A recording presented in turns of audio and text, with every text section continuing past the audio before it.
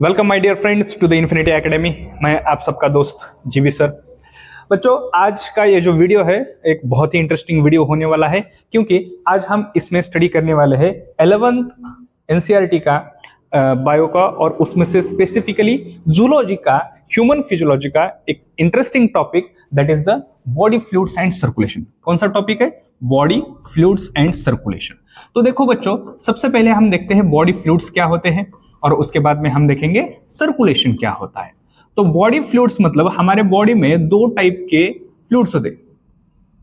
कितने टाइप के फ्लूइड्स होते हैं बच्चों? जैसे कि आप सभी को पता है हमारे बॉडी में कितने टाइप के फ्लूइड्स होते हैं, तो दो टाइप के फ्लूइड्स होते हैं। कौन कौन से होते हैं ये दो टाइप के फ्लूइड्स? तो दो टाइप के जो फ्लूइड्स होते हैं जिसको हम बोलते हैं, पहला वाला फ्लूइड कौन सा है बच्चों? यस, तो पहला वाला आता है जिसको हम बोलते हैं ब्लड, और दूसरा वाला जो फ्लूइड आता है तो उसको हम बोलते हैं लिम्फ। क्या बोलते हैं इसको? लिम्फ बोलते हैं। तो there are two types of body fluids, एक होता है ब्लड, दूसरा होता है लिम्फ। ओके, नाउ अभी ये तो सर हमको पता चला कि बॉडी फ्लूइड्स क्या होते हैं, या हमको पहले से पता है। तो सर्कुलेशन क्या है और why there is a need of circulation in our body? Circulatory system हमारे बॉडी में क्यों बनाई गई? हमारे बॉडी में सर्कुलेटरी सिस्टम क्यों बनाई गई? तो देखो बच्चों, हमारे बॉडी में बहुत सारी रिएक्शंस होती है। यस, होती है। Yes, and these reactions are called as the metabolic reactions. कौन सी रिएक्शंस बोलते हैं बच्चों इसको? मेटाबॉलिक रिएक्शंस या मेटाबॉलिक एक्टिविटीज, या इसको हम बोलते हैं मेटाबॉलिज्म। तो देखो बच्चों, अभी मेटाबॉलिज्म है या मेटाबॉलिक रिएक्शंस है, तो इसके लिए हमको क्या चाहिए? रिएक्शन में हम देखते हैं एक होता है, क्या होता है? एक होता है रिएक्टेंट, एक होता है रिएक्टेंट, और उसके बाद में हमको यहां पे जो मिलता है उसको हम बोलते हैं प्रोडक्ट। ये तो आपने केमिस्ट्री में पढ़ा ही होगा। तो अब देखो बच्चों, तो मेटाबॉलिक रिएक्शंस के लिए जो रिएक्टेंट लगते हैं, तो ये रिएक्टेंट में अलग अलग डिफरेंट टाइप्स है।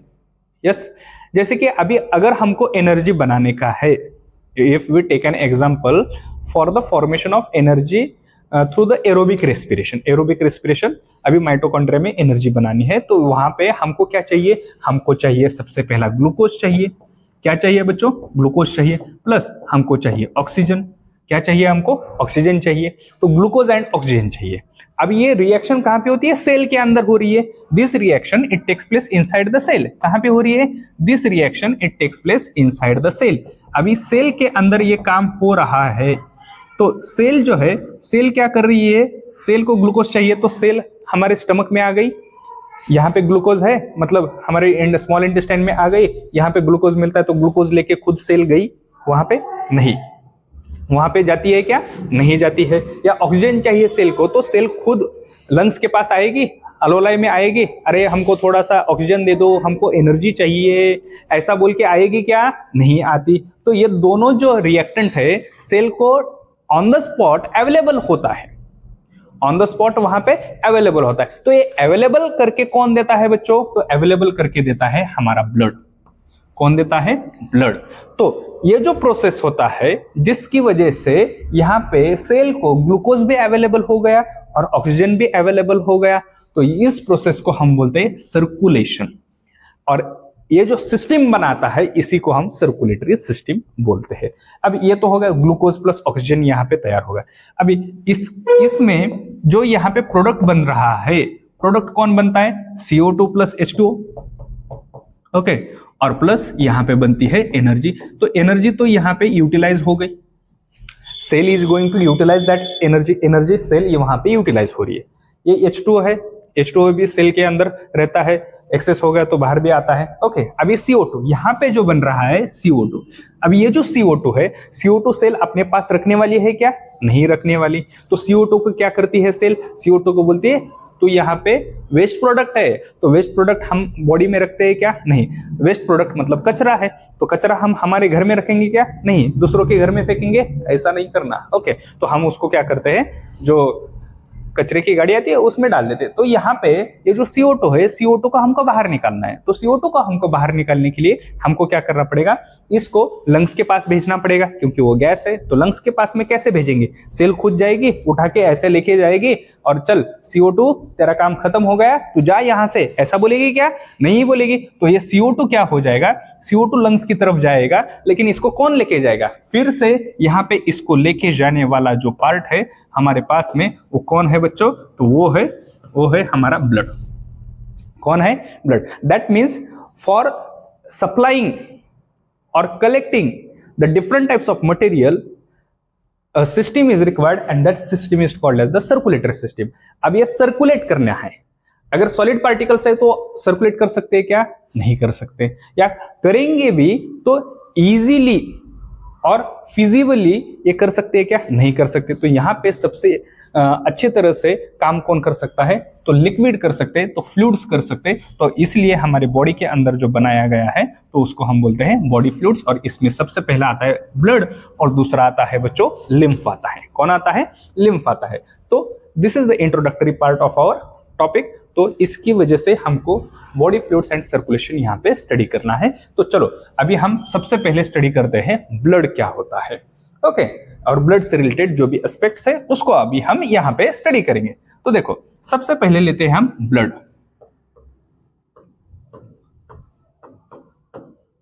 सबसे पहले लेते हैं हम ब्लड। तो देखो बच्चों, व्हाट इज ब्लड? सबसे आसान सा सवाल, व्हाट इज ब्लड? ब्लड क्या है? तो सिंपल है, 9th क्लास में भी हमने स्टडी किया था, टिश्यू का टॉपिक था, उसमें हमने ब्लड के बारे में स्टडी किया था। ओके, तो blood is a fluid connective tissue. Blood is a fluid connective tissue because it is going to connect the different parts of our body. हमारे बॉडी के डिफरेंट पार्ट्स को कनेक्ट करने का काम यहाँ पे ब्लड करता है। तो इसलिए इसकी वजह से ब्लड को क्या बोला जाता है? कनेक्टिव टिश्यू है। और उसका जो नेचर है, स्टेट है, वो स्टेट कौन सा है? लिक्विड है। तो लिक्विड होने की वजह से इसको बोला जाता है fluid connective tissue. Yes, I hope आपको समझ में आया होगा। ओके, उसके बाद में जो हम नेक्स्ट पॉइंट स्टडी करते हैं that is the colour of blood.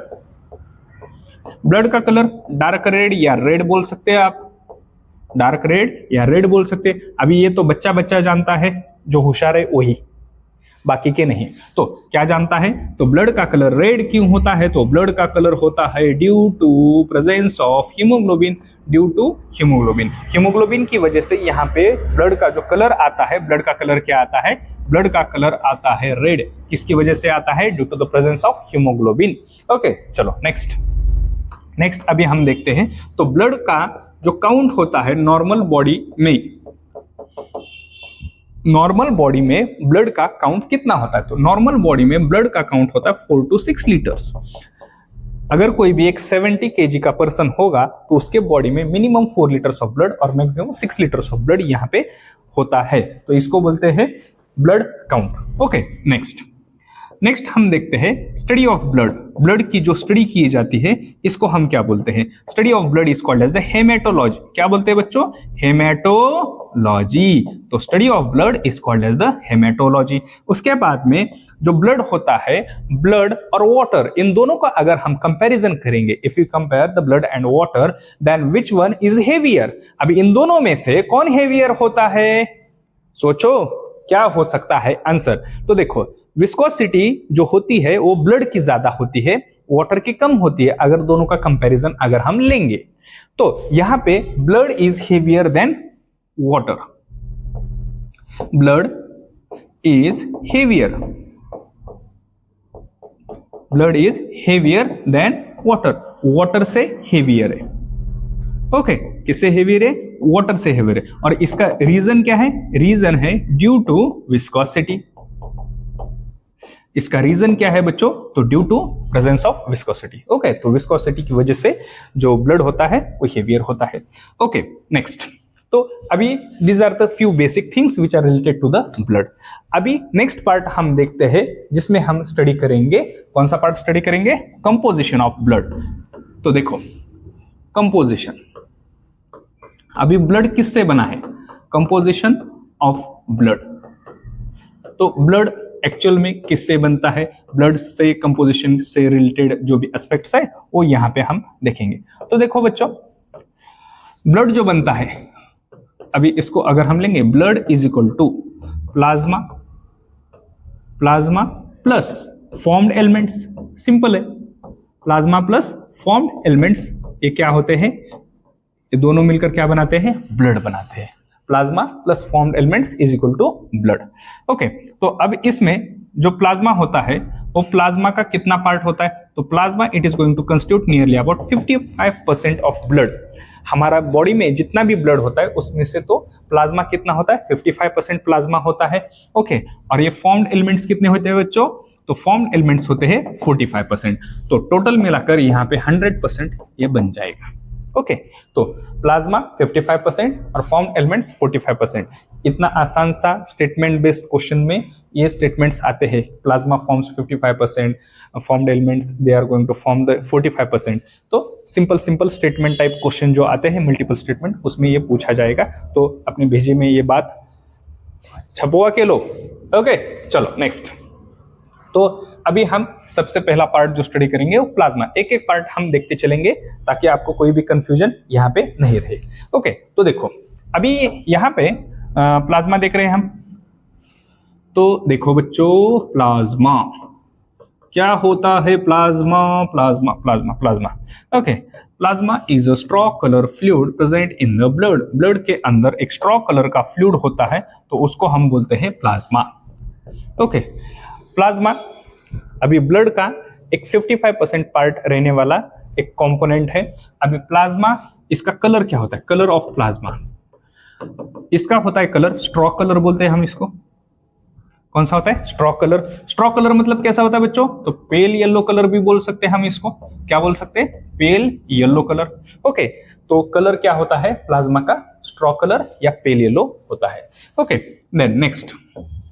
अभी प्लाज्मा में प्लाज्मा के कंपोनेंट्स क्या क्या है, what are the components of plasma, मतलब प्लाज्मा के अंदर क्या क्या प्रेजेंट है। तो प्लाज्मा के अंदर सबसे पहला जो प्रेजेंट होता है दैट इज द वाटर। सबसे इंपॉर्टेंट फैक्टर जो प्लाज्मा के अंदर प्रेजेंट है वो होता है वाटर। क्या होता है बच्चों, वाटर होता है। वाटर कितना होता है प्लाज्मा के अंदर, तो वाटर होता है 90 to 92%। ओके, कितना होता है, 90 to 92% यहाँ पे इतना वाटर होता है। किसके अंदर, प्लाज्मा के अंदर। अब आप बोलोगे तो फिर प्लाज्मा में दूसरा कोई कुछ होता है क्या, यस होता है, वो बहुत ही लिमिटेड होता है। प्लाज्मा एक्चुअल में वाटर ही है, दूसरा कुछ भी नहीं है। ओके, वो थोड़े से इसके अंदर क्या प्रेजेंट है, प्रोटीन्स प्रेजेंट है। बाकी का जो मेजर पोर्शन है वो तो वाटर से ही बना है। तो अभी नेक्स्ट पार्ट में हम देखते हैं प्लाज्मा प्रोटीन्स। तो प्लाज्मा प्रोटीन्स जो होते हैं, तो प्लाज्मा प्रोटीन्स में कौन कौन प्रेजेंट है, तो प्लाज्मा प्रोटीन्स सबसे पहले these are present 6 to 8%। 6 to 8% यहाँ पे प्लाज्मा का जो पार्ट होता है वो प्लाज्मा प्रोटीन से बनता है, और दूसरा पार्ट जो बनता है वो सिर्फ और सिर्फ वाटर से बनता है। दैट मीन्स आप बोल सकते हो प्लाज्मा में मेजर प्रोपोर्शन किसका है, वाटर एंड प्रोटीन्स, ये दोनों ही। बाकी के तो बहुत कम ट्रेसेस अमाउंट में होते हैं। तो देखो अभी प्रोटीन्स में यहाँ पे इसको अच्छे से स्टडी करना बच्चों, क्योंकि इसके ऊपर क्वेश्चन पूछा जाता है। ओके, और you can check the PYQs also, उसके अंदर भी आपको इसके ऊपर क्वेश्चन मिलेंगे, क्योंकि प्लाज्मा प्रोटीन्स बहुत ही इंपॉर्टेंट होते हैं। तो मेजर प्लाज्मा प्रोटीन्स कौन कौन से होते हैं, सबसे पहले हम लेंगे अल्बुमिन। कौन सा लेंगे, अल्बुमिन। तो सेरम अल्बुमिन ये जो प्लाज्मा प्रोटीन है, तो इसका क्या काम होता है, it helps in maintaining the osmotic balance. हमारे ब्लड का जो ऑस्मोटिक बैलेंस होता है, ऑस्मोटिक बैलेंस उसको मेंटेन करने का काम किसका होता है, अल्बुमिन का होता है। और ये albumin it is a plasma protein, किसके अंदर प्रेजेंट है, प्लाज्मा के अंदर यहाँ पे प्रेजेंट है। समझ में आ रहा है। ओके, चलो नेक्स्ट। सेकंड नंबर यहाँ पे होता है ग्लोब्यूलिन। क्या होता है बच्चों, ग्लोब्यूलिन होता है, ग्लोब्यूलिन। अभी ग्लोब्यूलिन क्या है, तो globulin it is the another plasma protein and which is mainly responsible for the immuno system. हमारे बॉडी के अंदर जो एंटीबॉडीज होती है, तो एंटीबॉडीज क्या होती है, ग्लोब्यूलिन्स का पार्ट होती है। ओके, इम्यूनोग्लोब्यूलिन्स बोलते हैं हम इसको। Okay, helps in the defence system, इसका काम होता है डिफेंस सिस्टम में होता है, डिफेंस सिस्टम। ओके, तो इम्यूनो सिस्टम या डिफेंस सिस्टम हम बोल सकते हैं, डिफेंस मैकेनिज्म में काम करता है। थर्ड आता है हमारे पास में बच्चों फाइब्रिनोजन। कौन आता है, फाइब्रिनोजन। अभी ये जो फाइब्रिनोजन होता है, इसमें एक इंपॉर्टेंट बात याद रखने का, it is present in an inactive form. ये कौन सी फॉर्म में होता है, इनएक्टिव फॉर्म में होता है, इनएक्टिव फॉर्म। इधर लिखता हूं मैं, इनएक्टिव फॉर्म। कौन सी फॉर्म में होता है? इनएक्टिव फॉर्म में होता है, क्योंकि इसका जो काम होता है, इसका काम क्या होता है? इसका काम बहुत ही इंपॉर्टेंट होता है, that is the blood clotting या कोएगुलेशन बोलते हैं। क्या बोलते हैं? ब्लड क्लॉटिंग या ब्लड कोएगुलेशन में काम होता है। किसका काम होता है बच्चों? तो फाइब्रिनोजन का काम होता है। तो ब्लड क्लॉटिंग या ब्लड कोएगुलेशन मतलब the conversion of the liquid blood into the semi solid और द सॉलिड फॉर्म था। ओके बच्चों, तो यहाँ पे इतना पार्ट समझ में आ गया। अभी नेक्स्ट पार्ट हम देखते हैं। नेक्स्ट पार्ट में देखो क्या है। तो अभी प्लाज्मा के अंदर, प्लाज्मा यहाँ पे हेडिंग लिख देता हूं, मतलब कंफ्यूज ना हो। ओके, तो प्लाज्मा के अंदर हमने देखा वाटर है। ओके, वाटर देख लिया। उसके बाद में प्लाज्मा प्रोटीन्स हमने देख लिए। ओके, प्लाज्मा प्रोटीन्स हमने देख लिए। उसके बाद में नेक्स्ट पार्ट जो प्रेजेंट होता है दैट इज अमाइनो एसिड्स इसके अंदर प्रेजेंट होते हैं। क्या प्रेजेंट होते हैं? अमाइनो एसिड्स प्रेजेंट होते हैं। उसके बाद में जो न्यूट्रिएंट्स होते हैं जैसे कि ग्लूकोज है, ग्लूकोज प्लाज्मा के अंदर प्रेजेंट होता है। उसके बाद में रेस्पिरेटरी गैसेस प्रेजेंट होते हैं, रेस्पिरेटरी गैसेस इसके अंदर प्रेजेंट होते हैं। कौन से? CO2, O2 इसके अंदर, प्लाज्मा के अंदर प्रेजेंट होते हैं ये भी। उसके बाद में जो वेस्ट होता है, वेस्ट, ओके, तो वेस्ट भी इसके अंदर, जो नाइट्रोजनस वेस्ट है, नाइट्रोजनस वेस्ट जो होते हैं, नाइट्रोजनस वेस्ट भी इसके अंदर प्रेजेंट है। यूरिया, यूरिक एसिड, ओके, ये भी इसके अंदर प्रेजेंट होते हैं। इसके बाद में नेक्स्ट होता है, इसके अंदर मिनरल्स प्रेजेंट है। कौन प्रेजेंट है बच्चों? मिनरल्स प्रेजेंट है। कौन कौन से मिनरल्स प्रेजेंट है इसके ऊपर भी क्वेश्चन आता है। तो देखो यहाँ पे होता है sodium, calcium, okay, then Mg++ होता है, देन Cl- होता है, बाइकार्बोनेट होता है।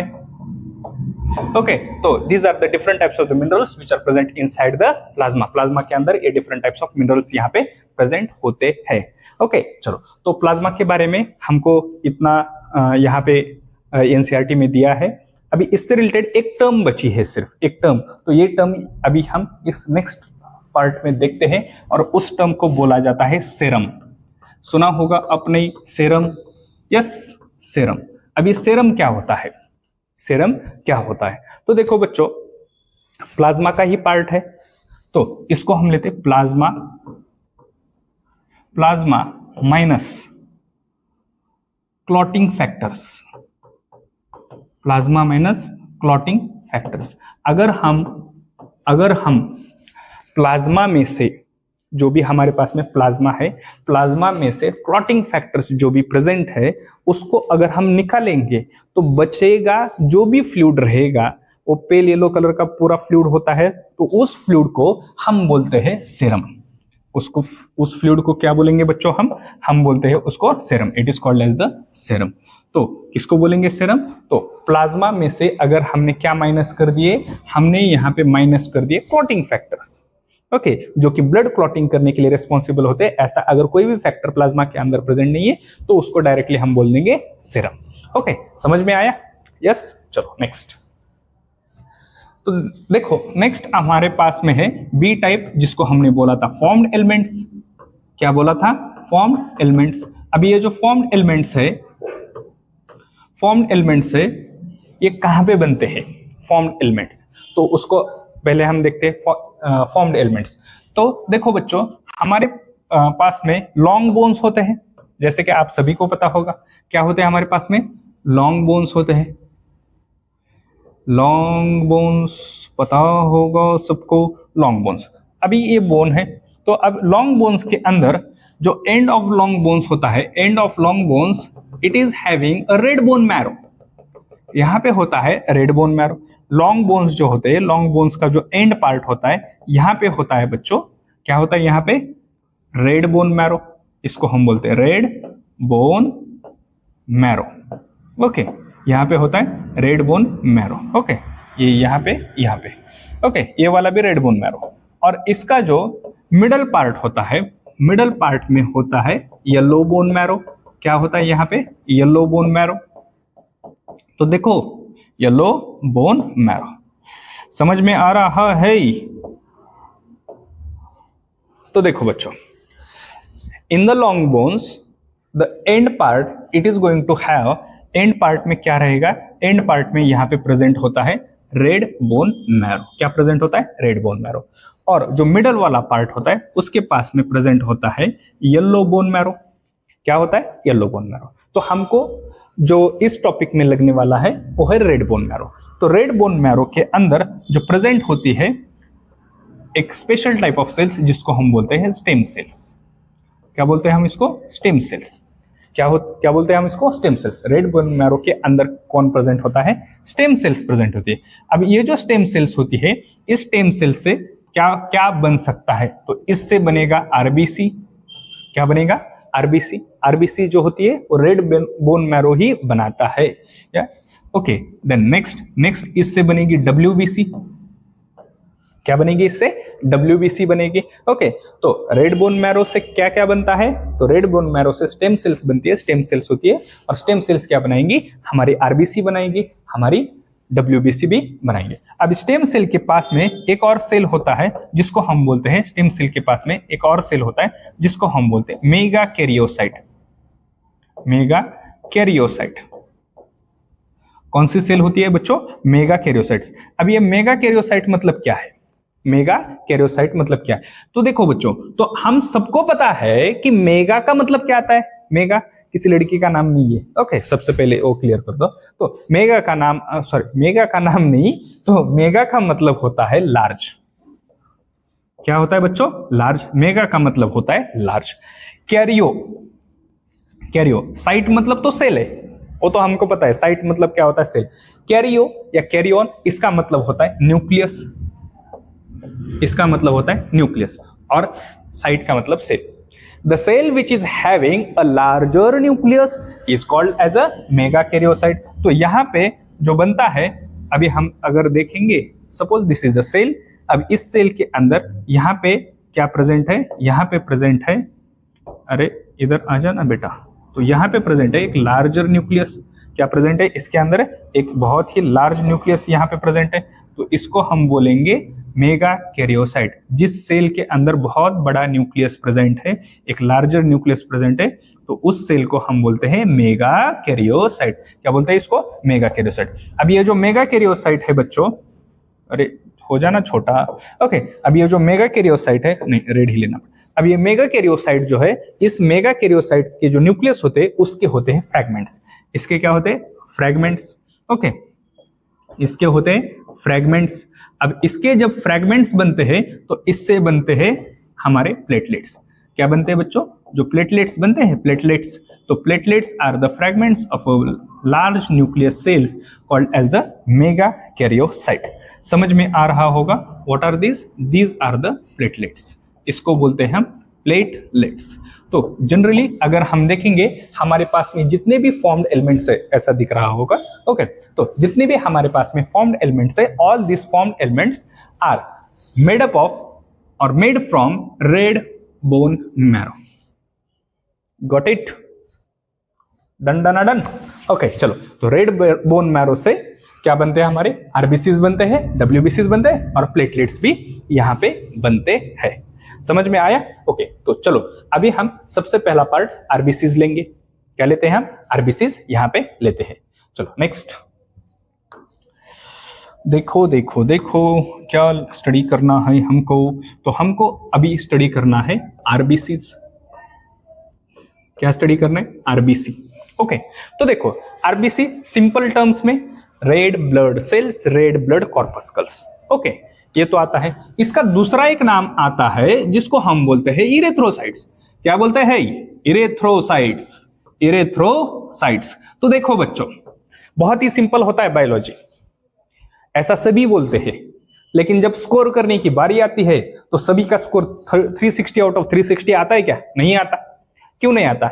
जो जितना आसान होता है ना स्टडी करने के लिए, ऐसा हमको लगता है, वो स्टडी करने के लिए आसान नहीं होता, वो भूलने के लिए आसान होता है। बायोलॉजी में सबसे बड़ी दिक्कत ये है कि आपको स्टडी करते समय ऐसा लगता है कि yes I am gaining more and more knowledge और मुझे सब कुछ आता है, लेकिन एग्जाम में कहाँ गलत होता है ये हमको पता नहीं चलता, क्योंकि हम बहुत जल्दी भूल सकते हैं। ओके, तो इस बायोलॉजी का स्टडी करने के लिए मेरे पास एक ही तरीका है, मैं जो मेरे बच्चों को बोलता हूँ, that is revision revision revision. एक बार स्टडी करो, 10 बार रिवीजन करो, तभी बायोलॉजी का स्कोर बढ़ सकता है। अगर मिस किया तो मार्क भी मिस करोगे। ओके, तो चलो, तो देखो, तो जहां जहां बायोलॉजी में इरेथ्रो वर्ड आएगा तो एरेथ्रो का मीनिंग हम लेंगे रेड, साइट्स का मीनिंग लेंगे सेल। खत्म कहानी। एरेथ्रो का मतलब लेंगे हम रेड लेंगे, कहीं पे भी आ जाए एरेथ्रो का मतलब रेड ही लेना। ओके, आंख बंद करके ट्रस्ट कर दो। ओके, कि एरेथ्रो का मतलब कहीं पे भी रेड ही होगा और साइट्स का मतलब कहीं पे भी सेल ही होगा, दूसरा कुछ भी नहीं आएगा। ओके, तो देखो, तो RBC are also called as the erythrocytes. Why they are called as the erythrocytes? Because these are the red cells. सबको पता है। अभी यहां पे why these are the red cells? Why these are the, अरे चलना भाई। Okay, why? तो अभी कुछ लोग बोलेंगे सर ये तो हमको पता है। क्या पता है? तो why these are the red cells? तो बोलो बच्चों, due to presence of haemoglobin, जिसको हम शॉर्ट में HB बोलते हैं। ओके, तो यहाँ पे ब्लड में जो आरबीसीज होती है, आरबीसीज के अंदर यहाँ पे प्रेजेंट होता है एक हीमोग्लोबिन। कौन प्रेजेंट होता है? हीमोग्लोबिन। अभी बच्चों हीमोग्लोबिन प्रेजेंट होता है, इसकी वजह से रेड है। लेकिन हीमोग्लोबिन क्या है या हीमोग्लोबिन क्यों रेड है? तो देखो, हीमोग्लोबिन के अंदर यहाँ पे प्रेजेंट होता है, ये जो हीमोग्लोबिन होता है, हीमोग्लोबिन के अंदर प्रेजेंट होता है आयन। कौन प्रेजेंट होता है? Ion, Fe। ओके, हीमोग्लोबिन के अंदर प्रेजेंट होता है आयन। जैसे कि आपने देखा होगा रस्टिंग ऑफ आयन, तो आयन जब रस्ट होता है तो उसका कलर कैसा आता है बच्चों? रेडिश आता है ना, reddish. Yes, that is due to the iron. तो हीमोग्लोबिन के अंदर सबसे इंपॉर्टेंट होता है आयन, कोर मेटल है वो हीमोग्लोबिन का। तो हीमोग्लोबिन के अंदर प्रेजेंट है आयन, तो आयन का कलर आता है यहाँ पे रेड, और हीमोग्लोबिन इसकी वजह से बन गया रेड। और हीमोग्लोबिन प्रेजेंट है आरबीसी के अंदर, तो आरबीसी के अंदर प्रेजेंट है तो ब्लड रेड ही रहेगा क्या? रहेगा क्या? तो इसका जवाब आएगा कि RBCs are the most abundant cells present in the blood. Blood के अंदर सबसे ज्यादा पाए जाने वाली जो सेल्स है वो आरबीसी होती है। इसकी वजह से आरबीसी का जो कलर रहेगा वही कलर ब्लड का रहेगा। Got it? चलो नेक्स्ट। अभी हीमोग्लोबिन हमारे ब्लड में, या हीमोग्लोबिन का जो काउंट होता है, हीमोग्लोबिन का भी काउंट होता है, तो वो काउंट कितना होता है? तो पर 100 ml इसका काउंट लिया जाता है, दैट इज 12 to 16 ग्राम पर 100 ml। ओके, पर 100 ml ऑफ ब्लड में अगर हम देखेंगे तो 12 to 16 यहाँ पे आता है। समझ में आया कितना आता है? 12 to 16 यहाँ पे आता है। उसके बाद में हीमोग्लोबिन का फंक्शन क्या है? What is the function of haemoglobin? Haemoglobin का फंक्शन क्या है बच्चों? फंक्शन, तो इसका फंक्शन, ओके, तो haemoglobin it act as respiratory carrier. Respiratory gases जो हमारे ब्लड के अंदर है, तो जैसे कि कौन है? तो CO2 and O2, CO2 and O2 carrier. इनको कैरी करने का, यहां से वहां, वहां से यहां, इसको कैरी करने का काम किसका होता है? हीमोग्लोबिन का काम होता है। Haemoglobin it act as a respiratory gases carrier. It is going to carry the CO2 from cells to the lungs, उसको अल्वोलाई भी बोल सकते हैं। Okay, cells to the alveoli, और अल्वोलाई से लेकर सेल्स तक किसको लेके जाता है? ऑक्सीजन को यहाँ पे लेके जाता है। ओके, आई होप आपको ये वाला पार्ट समझ में आया होगा। ओके, चलो नेक्स्ट पार्ट की तरफ हम बढ़ते हैं। तो नेक्स्ट पार्ट में हम देखेंगे फिर से आरबीसी का रिमेनिंग पार्ट। तो इसका हमने क्या देखा? आरबीसी, इसको इरिथ्रोसाइट्स बोला जाता है। दूसरा पॉइंट जो हमने देखा कि ये रेड इन कलर है, रेड इन कलर क्यों है, उसकी पूरा इतिहास हमने देख लिया। नेक्स्ट हम देखते हैं इसका काउंट कितना है, what is the count of RBC in our blood. Blood के अंदर इसका काउंट कितना होता है? तो इसका काउंट होता है बच्चों 5 to 5.5 मिलियन, ओके, पर millimetre cube of blood. Okay, तो ब्लड में इसका काउंट कितना होता है? तो 5 to 5.5 मिलियन होता है। मिलियंस में होते, किस में होते? मिलियंस में यहाँ पे ये होते हैं। Okay, next. अभी आरबीसीज में दूसरा, इनका शेप कैसा होता है? अभी अगर हम इनको अभी ऊपर से देखेंगे, फ्रंट व्यू से देखेंगे, तो ये हमको दिखेंगे ऐसे सर्कुलर। तो इनका एक शेप आता है सर्कुलर या राउंडेड बोलेंगे, ओके, ऊपर से देखेंगे तो इस तरह से है। ओके, दूसरा अगर हम इनको साइड व्यू से देखेंगे, साइड व्यू, तो साइड व्यू में ये जो सेल्स होती है ये कुछ इस तरह से हमको देखने को मिलती है। तो अब बोलेंगे ऐसा कैसा व्यू है सर? अरे इसको बोलते हैं, क्या बोलते हैं बबड़िया? तो इसको बोलते हैं, दिस इज द बायकॉन्केव, इसको बोलते हैं बायकॉन्केव। ओके, बायकॉन्केव क्यों है? क्योंकि इस साइड से भी कॉन्केव है, इस साइड से भी कॉन्केव है। ओके, तो इस शेप को बोला जाता है biconcave. So the RBCs they are the circular and the biconcave, rounded और बायकॉन्केव भी आप बोल सकते हो। ओके, नेक्स्ट हम देखते हैं यहां पे जो एक इंपॉर्टेंट पार्ट आता है, that is the nucleus. Nucleus present है क्या? तो nucleus is totally absent. Okay, अभी न्यूक्लियस यहाँ पे एब्सेंट है आरबीसीज के अंदर, तो इसलिए आरबीसीज को बोला जाता है RBCs are non nucleated, enucleated, anucleated, ऐसे अलग अलग टर्म्स यहाँ पे यूज किए जाते हैं। So don't get confuse with that, इन सभी का मतलब आता है that means nucleus is absent in the RBCs. RBCs के अंदर न्यूक्लियस यहाँ पे क्या होता है? एब्सेंट होता है। नेक्स्ट पार्ट में हम देखते हैं कि आरबीसीज के अंदर सेल ऑर्गेनेल्स प्रेजेंट है क्या? सेल ऑर्गेनेल्स यहाँ पे प्रेजेंट है क्या? So the cell organelles are also absent. तो यहाँ पे कोई भी सेल ऑर्गेनेल आरबीसी के अंदर नहीं होता। क्यों नहीं होता? आरबीसी सेल है ना, अरे उसने न्यूक्लियस नहीं दिया तो सेल ऑर्गेनेल क्यों लेंगे? नहीं लेता वो। तो ऐसा क्यों? Why RBC is behaving such a strange, कि उसको इसकी जरूरत नहीं है, सेल ऑर्गेनेल्स की जरूरत नहीं है या इसकी जरूरत नहीं। तो आरबीसी बोलता है कि देखो भैया, मैं बहुत ही इंपॉर्टेंट कार्य करता हूं, और वो कार्य कौन सा है? That is the transport of the respiratory gases O2 और CO2। तो जितना ज्यादा O2 में ले जा सकूं उतना ज्यादा सेल का काम होगा, दूसरे सेल का काम होगा, और उनसे जितना ज्यादा मैं CO2 लेके जा सकूं लंग्स की तरफ तो उनके लिए अच्छा होगा। तो इसकी वजह से मैं यहाँ पे कोई भी न्यूक्लियस नहीं रखता, मैं यहाँ पे कोई भी क्या नहीं रखता, कोई भी सेल ऑर्गेनेल यहाँ पे नहीं रखता। समझ में आया? So therefore the cell organelles are absent in the, इसके अंदर यहाँ पे एब्सेंट होते हैं। और फॉर्मेशन तो हमने पहले ही देखा है कि आरबीसीज हो या डब्ल्यूबीसीज हो, ये सभी कहाँ पे तैयार होते हैं? तो रेड बोन मैरो के अंदर यहाँ पे तैयार होते हैं। लास्टली, अभी लास्ट पॉइंट हम यहाँ पे देखते हैं, इसका लाइफ स्पैन कितना है? अगर एक आरबीसी आज तैयार हो गई, इसका फॉर्मेशन हुआ, तो ये कितना दिन जिंदा रहेगी? तो इसका लाइफ स्पैन जो होता है सिर्फ और सिर्फ कितना होता है? 120 डेज होता है। कितना होता है बच्चों? 120 डेज यहाँ पे इसका लाइफ स्पैन होता है, इससे ज्यादा नहीं होता। अब कुछ बच्चे सोचेंगे सर 120 दिन हो गए, उसके बाद क्या होगा? अरे मार दिया जाएगा इसको। तो कहाँ पे मार दिया जाएगा? तो इसको बोलते हैं डिस्ट्रक्शन ऑफ आरबीसीज। आरबीसीज का डिस्ट्रक्शन कहाँ पे होता है? तो आरबीसीज का डिस्ट्रक्शन होता है, कहाँ पे होता है? स्प्लीन में होता है। किसमें होता है? स्प्लीन में, जिसको हम बोलते हैं ग्रेवयार्ड। क्या बोलते हैं? ग्रेवयार्ड बोलते हैं, ग्रेवयार्ड ऑफ आरबीसीज। क्वेश्चन पूछा जाता है बच्चों, हल्के में नहीं लेने का। Okay, graveyard of RBCs, it is called as the graveyard of RBCs. चलो, तो अभी आरबीसीज का किस्सा खत्म यहाँ पे। नेक्स्ट हम देखते हैं हमारा बहुत ही नेक्स्ट इंपॉर्टेंट जो फॉर्म्ड एलिमेंट है, जिसको हम बोलते हैं डब्ल्यूबीसी। डब्ल्यूबीसी सबको पता है, डब्ल्यूबीसी मतलब क्या है? White blood sales. क्या है? White blood sales.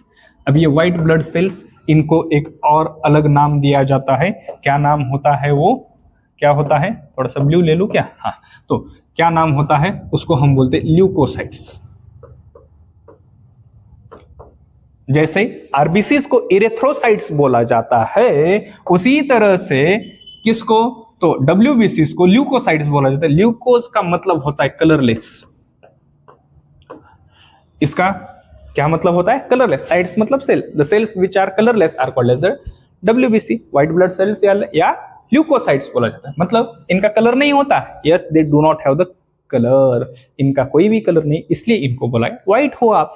ओके, तो इस तरह से यहाँ पे लिया जाता है। उसके बाद में यहाँ पे न्यूक्लियस होता है क्या बच्चों? न्यूक्लियस, तो न्यूक्लियस होता है क्या? Yes, they are having a nucleus, और यहाँ पे न्यूक्लियस होता है मल्टी लोब्ड। कैसा न्यूक्लियस होता है? Multi lobed. सपोज अगर ये आरबीसी है, सॉरी डब्ल्यूबीसी, ओके, अगर ये डब्ल्यूबीसी है तो इसके अंदर हमको देखने को मिलता है इस तरह से न्यूक्लियस हमको देखने को मिलता है। This is called as the multi lobe. Lobes में होगा न्यूक्लियस, जो रहेगा वो किस में रहेगा? लोब्स में यहाँ पे देखने को मिलता है बच्चों। ओके, मल्टी लोब्ड होता है। ओके, नेक्स्ट, इसका जो शेप रहता है बच्चों, शेप होता है not fixed, they are not having any kind of fix shape. तो फिक्स शेप और किसका नहीं है? यस, अमीबा का नहीं है। किसका नहीं है? Amoeba, they are also not having the fix shape. तो उसी तरह से यहाँ पे भी इनका नो फिक्स शेप। इनका फिक्स शेप होता है क्या? They are not having no fixed shape. इनके पास में कोई भी शेप यहाँ पे नहीं होता है। ओके, देन नेक्स्ट, अभी इनका काउंट कितना होता है बच्चों? तो इनका काउंट जो होता है, इनका काउंट बहुत ही कम होता है, जो होता है 6000 to 8000 पर मिलीमीटर क्यूब ऑफ ब्लड। तो सिर्फ और सिर्फ इतना ही होता है। कितना? 6000 to 8000, बहुत ही कम होता है। तो एक बात याद रखने का, कभी भी जो आरबीसीज होते हैं, आरबीसीज का जो काउंट होता है वो मिलियंस में होता है बच्चों। देन हमारे पास में डब्ल्यूबीसी कभी भी थाउजेंड्स में होते हैं। और एक होता है प्लेटलेट्स जो कि लैक में होते हैं। तो इन तीनों का अलग अलग है। इसके ऊपर क्वेश्चन पूछा गया है, you can go and see the PYQs।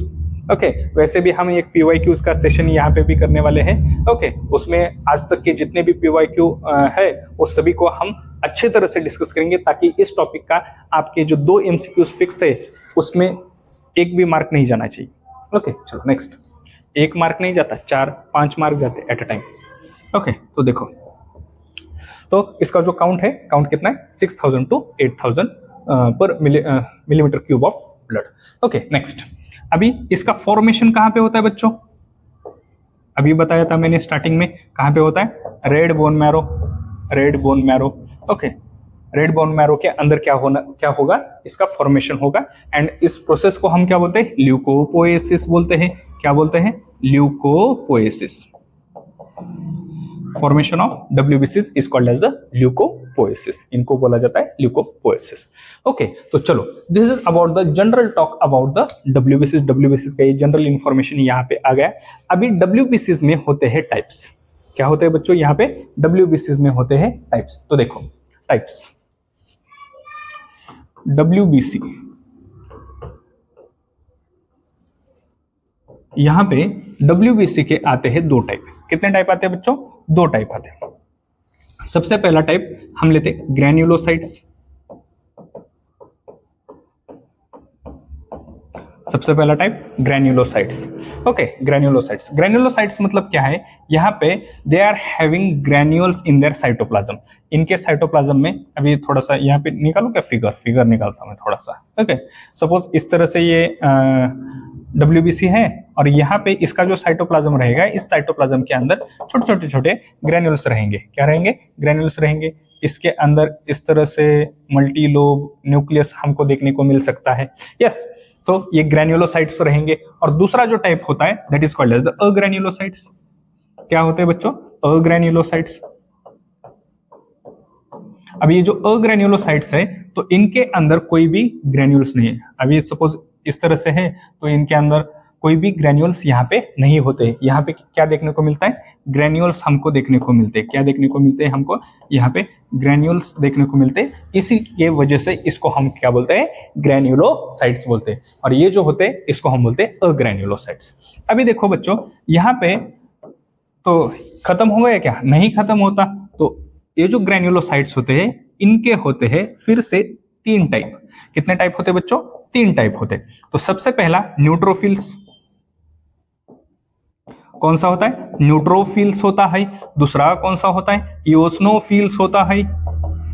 कौन सा होता है? इओसिनोफिल्स होता है। और तीसरा कौन सा होता है? बेसोफिल्स होता है। ओके, कौन सा होता है? बेसोफिल्स होता है। These are the 3 different types of the granulocytes. These are the 3 different types of granulocytes. अभी अग्रैन्युलोसाइट के कितने टाइप है? अग्रैन्युलोसाइट के 2 टाइप आते हैं। कितने टाइप आते हैं? 2 टाइप आते हैं। पहला आता है मोनोसाइट आता है। कौन सा आता है? मोनोसाइट आता है। दूसरा कौन सा आता है? लिम्फोसाइट आता है। कौन सा आता है? लिम्फोसाइट आता है। Okay, so these are the different types of the WBC के ये अलग अलग टाइप है। अभी हम इन सब के बारे में एक छोटा इंफॉर्मेशन यहाँ पे देखते हैं, जिसके ऊपर बहुत सारे क्वेश्चंस पूछे गए हैं। ओके, PYQs के सेशन में आपको एक एक बात पूरी याद दिला दूंगा कि कहाँ पे कौन से ईयर में कौन सा क्वेश्चन पूछा गया है। Okay, these are the very important part of the WBC, जिसके ऊपर जो हमारे क्वेश्चन बनाने वाली कमेटी है उनकी बहुत नजर होती है, उनको ये बहुत पसंद है, तो इसकी वजह से ये क्वेश्चन हमेशा आते हैं। ओके, चलो तो सबसे पहले हम देखेंगे किसके बारे में देखेंगे, तो देखते हैं हम अग्रेन्युलोसाइट्स में सबसे पहले लेंगे हम न्यूट्रोफिल्स।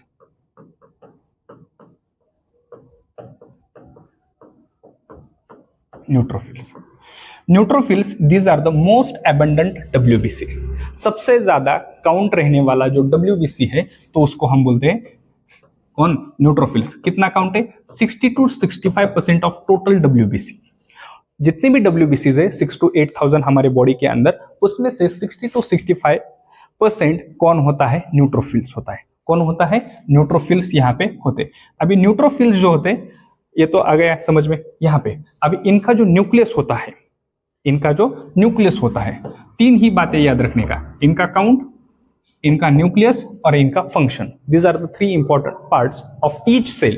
तो काउंट है 60 to 65%, इनका न्यूक्लियस होता है मल्टी लोब्ड यहाँ पे न्यूक्लियस होता है। कितने रहेंगे? 3 to 5 लोब यहाँ पे हमको देखने को मिलते हैं। कितने? 3 to 5 लोब्स यहाँ पे देखने को मिलते हैं। These are the multi lobe. अभी नेक्स्ट आता है इनका function. What is the function of the neutrophils? तो neutrophils they are phagocytic in nature. तो फैगोसाइटिक इन नेचर मतलब क्या है? They are going to perform the phagocytosis, that is the engulfing the pathogens जो damage cell होती है, cellular debris होती है, उनको खा के खत्म करने का काम फैगोसाइटोसिस, एनगल्फ करने का काम जो होता है उसको हम फैगोसाइटोसिस बोलते हैं। क्या बोलते हैं बच्चों? फैगोसाइटोसिस यहाँ पे बोलते हैं। ओके, तो that is the function of the neutrophils, phagocytic in nature.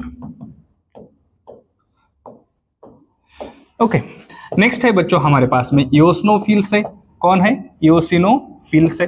अभी इओसिनोफिल्स जो होते हैं ये कितने होते हैं? दीज आर प्रेजेंट, ये कितने परसेंट प्रेजेंट होते हैं? These are present 2 to 3%।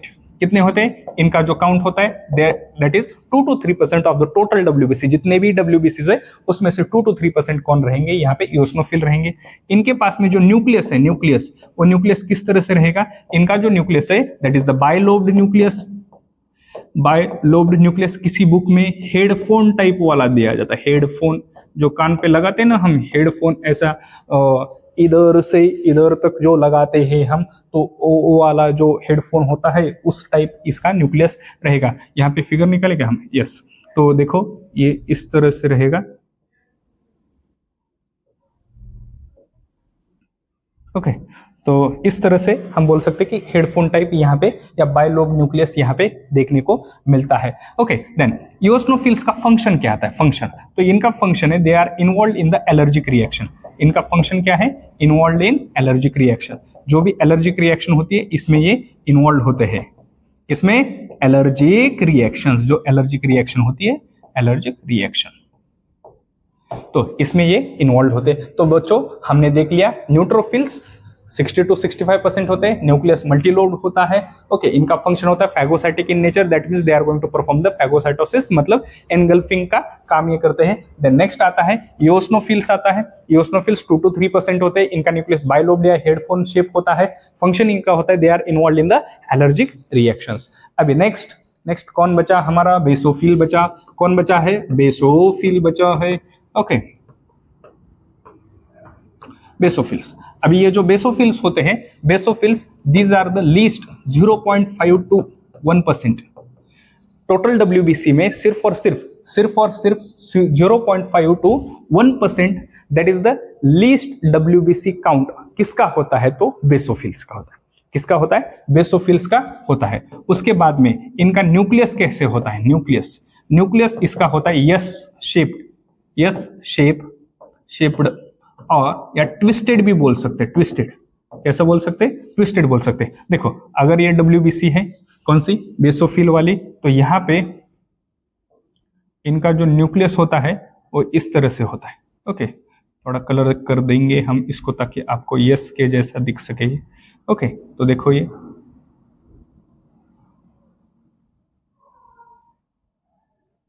Okay, तो ये इस तरह से होता है यस शेप, या इसको आप ट्विस्टेड भी बोल सकते हैं, ट्विस्टेड। ओके, ट्विस्ट किया वाला। ओके, ऐसा ट्विस्ट किया वाला इनका न्यूक्लियस होता है, और ये यहाँ पे ग्रेन्यूल्स रहेंगे, तो इस तरह से इनका न्यूक्लियस यहाँ पे होता है। अभी इनका जो फंक्शन होता है, function, these are involve in the inflammatory actions.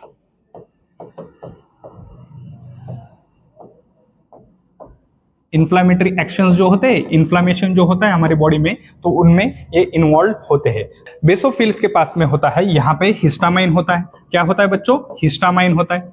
Okay, अभी ये जो हिस्टामाइन होता है, हिस्टामाइन यहाँ पे क्या काम करता है? वैसोडाइलेशन का काम करता है, वैसोडाइलेशन का काम करता है। ओके, उसके बाद में हमारे पास में बेसोफिल्स के पास दूसरा होता है सेरोटोनिन। क्या होता है? सेरोटोनिन होता है। सेरोटोनिन का काम होता है वैसोकंस्ट्रिक्शन, वैसोकंस्ट्रिक्शन। अभी कुछ बच्चे बोलेंगे सर ये क्या होता है, ये अलग ही वर्ड्स यहाँ पे आ गए, वैसोडाइलेशन या वैसोकंस्ट्रिक्शन, ये क्या होता है? तो देखो बच्चों, जनरली अभी अगर हम यहाँ पे लेंगे तो this is the blood vessel. ये क्या है? ब्लड वेसल है, ब्लड वेसल दिख रहा है? ओके, अभी ये ब्लड वेसल है। अभी ब्लड वेसल की प्रॉपर्टी होती है, दे आर इलास्टिक, ऐसे फिक्स नहीं रहते, वो इलास्टिक रहते। दैट मीन्स जो ब्लड प्रेशर होता है उसको हैंडल करने के लिए कम ज्यादा हो सकते हैं। तो यहाँ पे ये जो ब्लड वेसल है, अगर अभी ये कंस्ट्रिक्टेड है, मतलब ऐसे कॉन्ट्रैक्ट किए, ओके, कॉन्ट्रैक्ट किए अभी इस शेप में, अगर इसको रिलैक्स करने का है तो रिलैक्स करने के लिए वैसोडाइलेशन होना चाहिए, हिस्टामाइन यहाँ पे आना चाहिए। अगर ये वैसोडाइलेशन हो गया तो ये ब्लड वेसल इस तरह से क्या हो जाएगी? रिलैक्स हो जाएगी। क्या हो जाएगी? रिलैक्स। अभी यहाँ पे कॉन्ट्रैक्ट थी, यहाँ पे क्या हो गई? बड़ी हो गई, बड़ी हो गई, इसका ल्यूमेन बढ़ गया। क्यों? Due to the vasodilation. ये हिस्टामाइन सिक्रेट हो गया तो यहाँ पे ये काम करेगा, नहीं तो नहीं। अभी वैसोकंस्ट्रिक्शन मतलब क्या है? वैसोकंस्ट्रिक्शन मतलब इसका opposite, this is the vasoconstriction and this is the vasodilation. जो ब्लड वेसल रिलैक्स है, रिलैक्स वाली ब्लड वेसल को क्या करना है? कॉन्ट्रैक्ट करने का है, इसको बोलते हैं वैसोकंस्ट्रिक्शन बोलते हैं। समझ में आया? तो हिस्टामाइन का एक्शन होता है वैसोडाइलेशन का, सेरोटोनिन का एक्शन होता है वैसोकंस्ट्रिक्शन का। समझ में आया बच्चों? ओके, चलो गुड, आप बहुत होशियार हो गए हो। ओके, चलो नेक्स्ट यहाँ पे आता है हेपेरिन। क्या आता है बच्चों? हेपेरिन आता है। हेपेरिन बहुत ही इंपॉर्टेंट पार्ट है हेपेरिन का। हेपेरिन क्या होता है? हेपेरिन होता है एंटीकोएगुलेंट।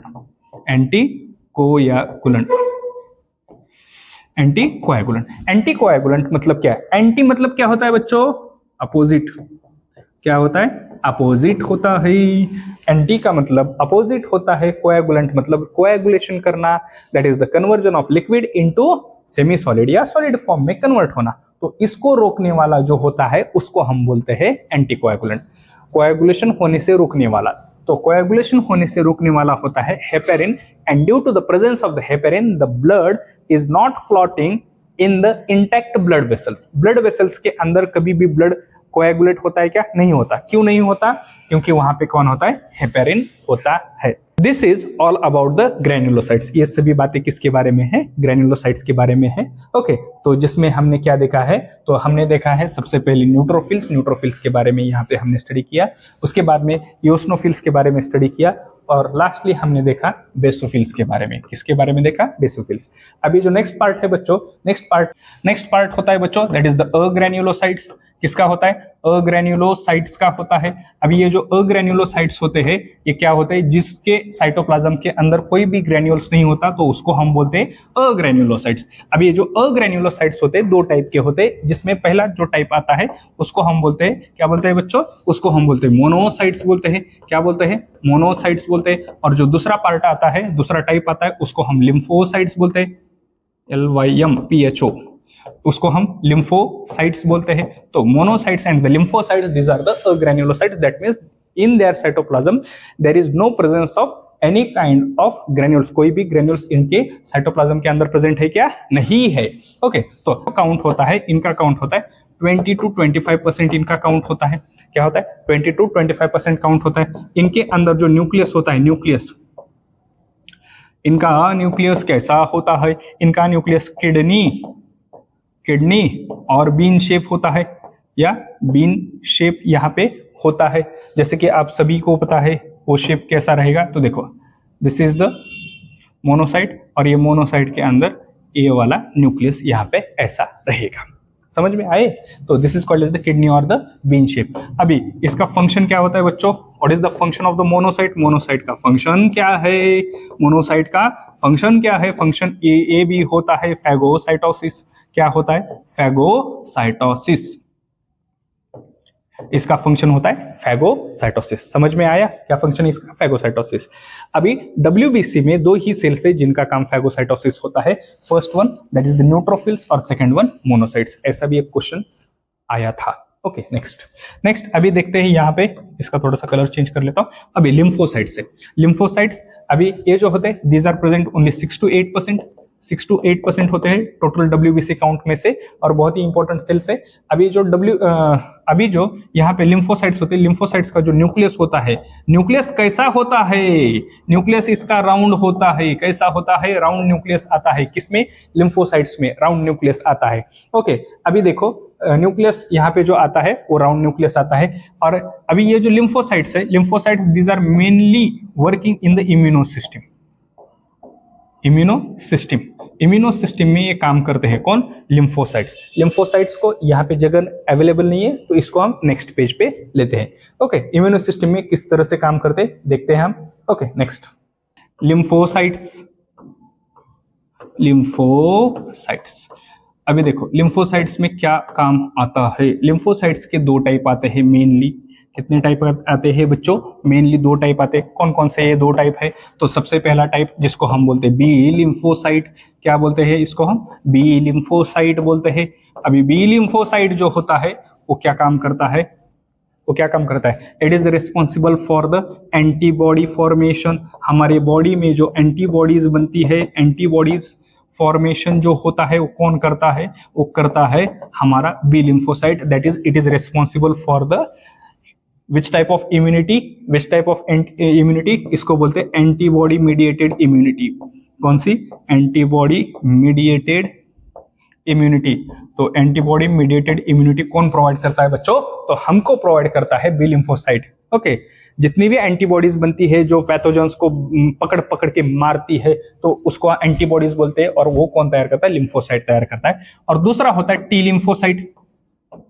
कौन होता है? टी लिम्फोसाइट होता है। अभी जो टी लिम्फोसाइट है, टी लिम्फोसाइट क्या करता है हमारी बॉडी में, क्या काम करता है इम्यूनो सिस्टम का? तो यहाँ पे it is going to provide the cell mediated immunity. कौन सी इम्यूनिटी प्रोवाइड करता है? सेल मीडिएटेड इम्यूनिटी प्रोवाइड करता है। तो सेल मीडिएटेड इम्यूनिटी किस तरह से प्रोवाइड करता है? It is going to form a clone of T cells. 4 type के क्लोन्स बनाएगा। किसके? टी सेल्स के।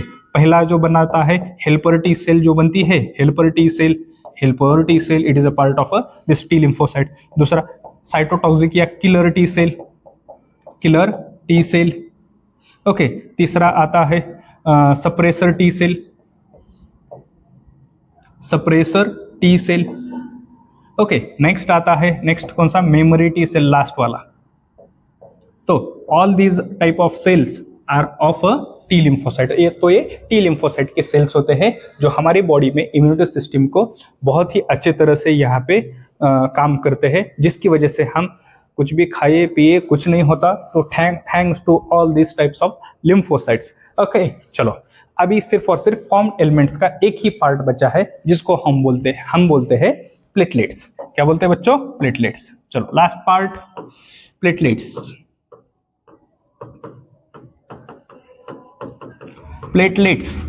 तो देखो बच्चों क्या होता है प्लेटलेट्स। तो जैसे कि मैंने पहले ही बोला था, platelets these are the fragments. क्या है? फ्रैगमेंट्स है। किसके फ्रैगमेंट्स है? Fragments of megakaryocyte. जो हमने पहले बताया था, जो लार्ज न्यूक्लियस वाली जो सेल्स होती है उनको हम मेगा कैरियोसाइट्स बोलते हैं। और ये जो मेगा कैरियोसाइट्स होते हैं उनके जो टुकड़े हो जाते हैं, फ्रैगमेंट्स हो जाते हैं, इस फ्रैगमेंट से क्या बनता है? प्लेटलेट्स बनता है।